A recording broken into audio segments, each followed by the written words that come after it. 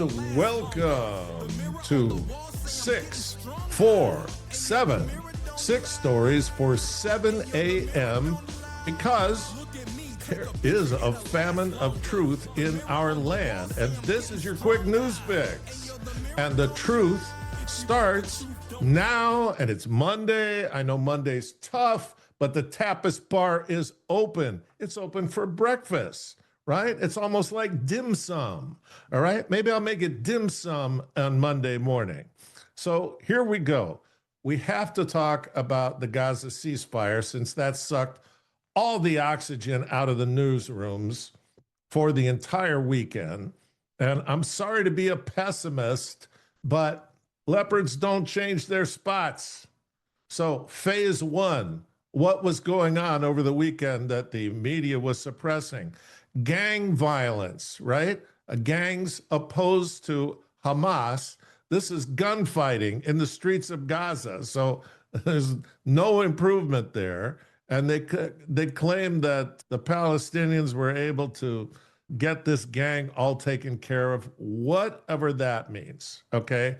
That's the first issue. It's supposed to be peace. Instead, it's gunfights. Kind of a clue, all right? Then, guess what? The Hamas cannot find all the bodies. So here's the terms of the deal, okay? And, Trump makes deals for outcomes down the road, right? The outcome was supposed to be the Nobel Peace Prize. So here's the structure of it. 20 live hostages released on Monday at 8 a.m., 28 dead hostages released by 9 a.m. on Monday. And if we get those two things, you get 2,000 Hamas thugs released from Israeli prisons. Now, in addition to the gunfighting, now they want 2,000 plus some heavy hitter Hamas thugs, right? The brainiacs who designed the really damaging stuff. Now they want them included. So do you see that this thing is falling apart? The only thing that's holding it together is cash payments, and they're going to flood the zone with humanitarian aid. So they have all these photo ops. And guess what's holding that up? The UN and all these folks, they want to come in there with trucks and they want the videos of them handing out to all the Gazans who have been starving, right? But Hamas, they need to restrict this. They're like the Bloomberg of this whole thing. No, can't let FEMA come in. We got 38 semis, okay, during Hurricane Sandy parked on the side of the road because Bloomberg needs to get the photo op just right. And this is the same thing going on here. Only the Hamas thugs need to be able to see the aid, steal what's the best stuff, give the Gazans the terrible stuff, and charge them some kind of vig for it. It's so awful. All this stuff. Nothing has changed except the way they're trying to sell it to us in the news. And now Germany is saying they want to take the lead in the reconstruction of Gaza. Oh, but they don't have any money. So what do you think they want to do? They want to get these big construction projects and then go out to the world and then start stuffing money in their pockets because their pockets are empty. What else is going on here that's just a prize? We talked about the AIDS. This is all just same old, same old. And this is the easy part. Phase one, this is where all the goodies get given away, and it's already starting to come apart. Phase two, let's just review phase two. Hamas gives up all their weapons, and then they agree on the structure of the government that's going to govern them. Okay, so let's just start with step one. First, you have to give up all your weapons. They would never do that in a million years. They're already making a pile of every broken, non-firing thing they can find. And in the tunnels, they are stocked up for World War IV. So I'm sorry. I'm sorry you didn't get the Nobel Peace Prize. I'm sorry for all the clowns that did, because people are going to deride them for the rest of their lives. And this ain't going to work. Okay. This whole thing leading to two-state, if it's two-state, it's not working. Okay. It'd be like saying, let's have a North and South Manhattan. That would work for about 5 minutes. This is even worse. All right. That's too much for the Tapist bar, right? This is dim sum, little cute things to eat in the morning. Here we go. Maybe you're not old enough for this, but Dr. Demento's radio show ended on October 11th after 55 years. Okay? If you don't know Dr. Demento, then you weren't bored late at night listening to AM radio. But he had weird, strange, and very funny music on there. He was the one who discovered Weird Al Yankovic in 1972, who has done a ton of funny things. But listen, this is an acquired taste, okay? This is weird, funny music, and his last show was on the 11th, and it was a countdown of the 40 greatest demented hits, like the Monster Mash and the Purple People Eater and all kinds of other ones that I never heard of because I wasn't into weird music. But even somebody not into it, I knew about the Dr. Demento show, and now it's over. Okay. Guess who else is over? Diane Keaton. She passed away this weekend at 79. The Oscar-winning actress, best known for roles in movies Annie Hall, The First Wives Club, Something's Gotta Give, that was with Nicholson, and The Godfather. Keaton survived by her two children, daughter Dexter and son Duke. All right, this is the last of the top of the dim sum offerings this morning. Oh, and this is a doozy. You think your Mondays are tough? This is a tough Monday. A Florida man booked for alleged drug possession was also carrying much larger contraband, a thermos that he apparently filled and then shoved up his rectum before he was captured. Walter Freimeyer, 51, was arrested for the 26th time Saturday evening after someone called in reports of a naked man in a restroom at a public park with a thermos. And police got there and he had his clothes on and the thermos wasn't there. So for a little insight, Christians, we say God's mercies are new every morning. That means every day you have no idea what God has in mind for you, okay? Can be great things, can be the end of your life. You don't know, but you trust God for the outcome of all of it. Satan, however, he has a different promise for each day, and his promise is always the same. It's, go ahead. This won't be bad. No, go ahead. It's not going to be a problem.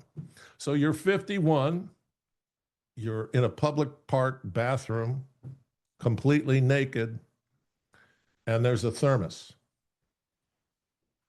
Maybe they'll become a sponsor with this story, right? I got a thermos right here. I got to tell you, I've looked at this a lot of times. This was the only one they had at Publix. It's a little on the gay side, this light blue thing, but even though it is a little gay, I never looked at this thing and said, I wonder. And then I got the one with the handle. Ouch! Woo! And coming out, super ouch, right? And this guy, Walter, for the rest of his life, how do you answer the question, aren't you the guy that, yeah, how's he answer it? I don't know. But I'm telling you, I don't think I can let this go. It's too good. It gets into the arm study. I'm going to call it the Freimeyer effect.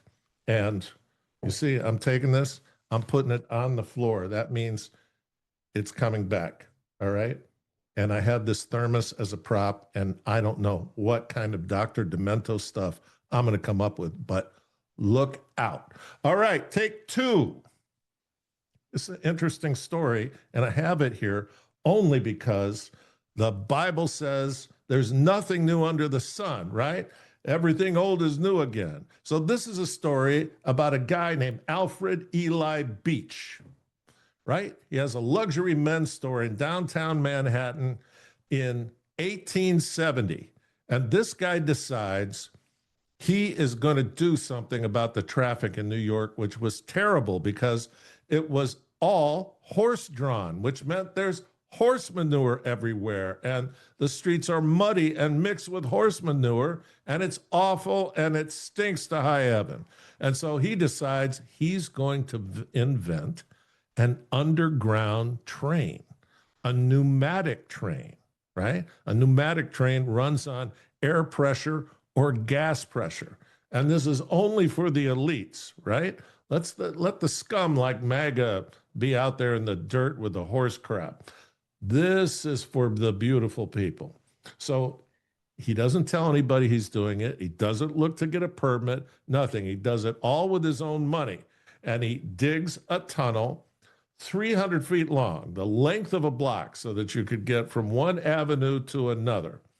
And the waiting room for it is luxurious with chandeliers, a grand piano, and a bar. And the inside of this train is absolutely beautiful with beaten tin ceiling and hardwood floors and beautifully upholstered couches. Remember, it's just for the elites. And he launches this thing in February of 1870 as a proof of concept. And he's figuring, you know what? The rich people, they're all going to want this thing. And it's going to create an absolute answer for New York City. And what happens? He has one group take a ride in it. The word gets out, and powerful business and political interests had no desire to see a subway beneath Broadway. The operators of stagecoaches, right? Horse-drawn stagecoaches and horse-drawn streetcars paid off political leaders like Boss Tweed to thwart Beach's plans. So just like today, the politicians will kill a good idea if they can't get control of it and be able to steal all kinds of money out of the process of building it. So politicians killed this in 1870, and New Yorkers would wait until 1918, 48 years later, before the political powers and the big business interests would allow this to happen in New York City. Great shame, but there's a great book about this. Did I save the thing? No, I didn't. But the guy's name is, oh, here it is. New York Secret Subway by Matthew Algeo, The Underground Genius of Alfred Beach and the Origins of Mass Transit, right? An American entrepreneur, thwarted by big government. That's the problem that we have. These crazy Dems want more and more and more regulations, and we're hoping after this next big phase of arresting all these people and grand juries and military tribunals that they will start canceling all of these terrible regulations that restrict small business. Small business is the engine of America, and it's the engine of innovation. So right now, that's all just been cramped. All the innovations are coming out of the Department of Defense and cherry-picked for specific billionaire leftists. I don't know why that is. I hope we find that out, along with going back to the old light bulbs, along with getting rid of that annoying turn your car off and on automatically at stoplights. It's just nuts what's been going on. Hopefully Trump's going to clean all that out. Okay, take three. Foundational research for ARMS, right? This is a research study. It's called Women Share Powerful Micro-Feminist Habits. We recently asked members of the BuzzFeed community, what's a form of micro-feminism you try and practice in your daily life? Here's what people shared. You probably didn't know about micro-feminism, right? Teaching you new terms here. I can't even remember the one we did 2 weeks ago, but it was fascinating. So micro-feminism. Here's the first share. Not moving out of the way on the sidewalk when a man is about to walk into me and clearly sees me, and he could move as well, especially if I'm on the right side of the sidewalk and he's coming at me on the left side of the sidewalk. He really should be the one moving over. That's one. Two, I list myself as MS, Ms., even though I'm married, on any form I'm asked to fill in. Okay? That's microfeminism. Here's three. Raise your voice when a man interrupts you or tries to speak over you. Don't stop talking. Raise the volume and keep talking. And keep talking louder until he gives it up. Lovely. Just lovely. Four. In the past couple of weeks, I've loudly threatened to take off my shirt in the presence of shirtless men. Mentioned something about my period in front of them. Went to the beach and talked about how luscious my leg hair is. I never shave anything, and simply worn the most aggressively feminist clothing I can find. A lot of lonely nights there. All right, number five, not letting my gut reaction always be to apologize. I feel like women have a habit of immediately saying sorry, even when it's not your fault, just to de-escalate any situation or seem smaller. I actively try to step back, review the situation, and see if there's a more productive way to respond to whatever is happening that doesn't involve putting myself down just for someone else's benefit or to make things easier. This person is at least a little more reasonable. Number six, there are several things I do.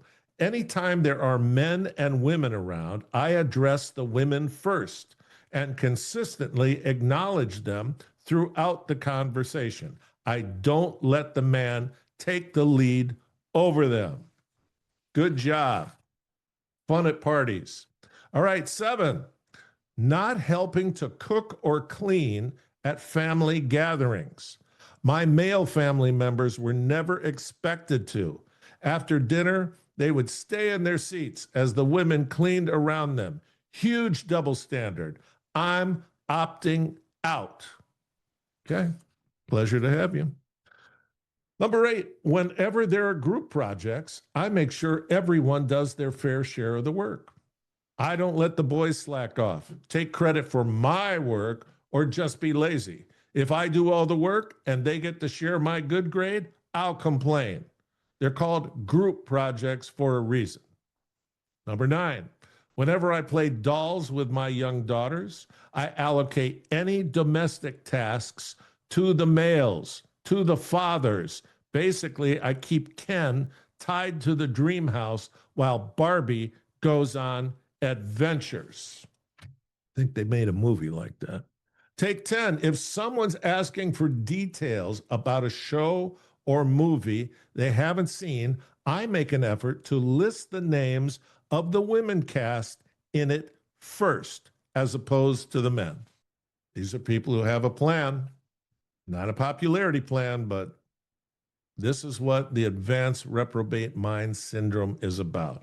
So everything that gives you more foundational information so that you can spot it and know what's going on. Take 4. DHS and CBP award $4.5 billion in new contracts for smart wall construction along the southwest border. That's Department of Homeland Security and Customs and Border Patrol. New contracts will add 230 miles of barriers and nearly 400 miles of technology, delivering on the Trump administration's promise to secure the border. The Department of Homeland Security and U.S. Customs and Border Protection announced today 10 new construction contracts totaling over $4.5 billion awarded in September 2025, which will add hundreds of miles of smart wall along the southwest border. For years, Washington talked about border security but failed to deliver. The president changed that, said CBP Commissioner Rodney Scott. The smart wall means more miles of barriers, more technology, and more capability for our agents on the ground. This is how you take control of the border.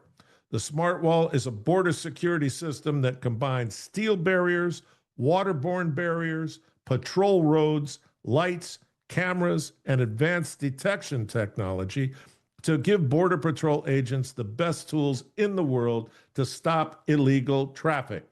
In total, these projects will add 230 miles of smart wall, 400 miles of new technology. The technology additions will further secure existing wall in areas where the Biden administration policies canceled contracts to do so. These 10 contracts, which were awarded over September 15th to 30th, are the very first to be funded by President Trump's One Big Beautiful Bill, and also include minimal prior year funding from fiscal year 2021 wall appropriations, funding which was on hold during the Biden administration. This is the stuff we want to see. Promises made, promises kept, Democrats in chains. All right, take 5. The shutdown news. This is Donald Trump on Truth Social. This is his text. Chuck Schumer recently said, every day gets better, meaning every day of the shutdown, right? He's saying the more the American public and the military and everybody gets squeezed, the more they're going to hate Trump and the Republicans. So he goes, every day gets better during their radical left shutdown. I disagree, says Trump. If nothing is done because of leader Chuck Schumer and the Democrats, our brave troops will miss the paychecks they are rightfully due on October 15th. That is why I am using my authority as commander-in-chief to direct our Secretary of War, Pete Hegseth, to use all available funds to get our troops paid on October 15th. We have identified funds to do this, and Secretary Hegseth will use them to pay our troops. I will not allow the Democrats to hold our military and the entire security of our nation hostage with their dangerous government shutdown. The radical left Democrats should open the government, and then we can work together to address health care and many other things that they want to destroy. Thank you for your attention to this matter. Go Trump. Then there's another thing. $300 million he's allocating for WIC. Okay? That's the welfare program for women, infants, and children, all focused on nutrition. In a critical move to prevent disruption in food assistance for millions of families, the Trump administration this week directed $300 million toward the Special Supplemental Nutrition Program for Women, Infants, and Children, WIC. So the program says could its operation during the ongoing government shutdown. So the government will fulfill its program during the shutdown. All right, that's awesome. All right, we're all the way to take 6. This is the ARMS study, Advanced Reprobate Mind Syndrome. Today we're looking at deranged former popular celebrities. So Neil Young is here again because he's doing something else again. It says Trump derangement. Neil Young to pull his music off Amazon because Bezos supports this government. Leftist rocker Neil Young says he will soon remove his music from Amazon and is calling for a boycott because he says the online retail giant supports Donald Trump's government. The aged and rabidly anti-Trump 1960s rocker told fans to boycott Whole Foods, Facebook, and Amazon, and says he is pulling his products from Amazon. Forget Amazon, he says, and Whole Foods, and forget Facebook.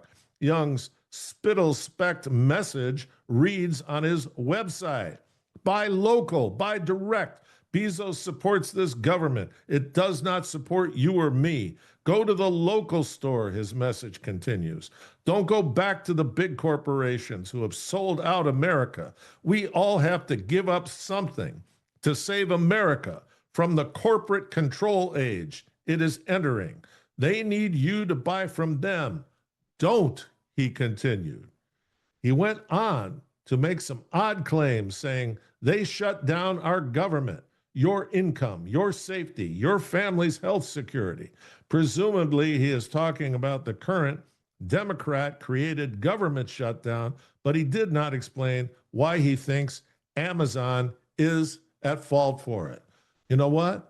When you're in a full arms fit, you just are spitting out things you hate. You assign them to whatever occurs to you at the time. And Neil, I saw the needle and the damage done young. He's in a full tilt arms rage all the time now. This is the thing about arms. It's progressive. All right. We have one more, and it involves two fading celebrities, Katy Perry and shirtless Justin Trudeau, get hot and heavy on Katy's yacht. Wow, how fascinating. Katy Perry and Justin Trudeau were recently spotted making out on the singer's lavish yacht, confirming their romantic involvement. Somebody gets paid to create this nonsense.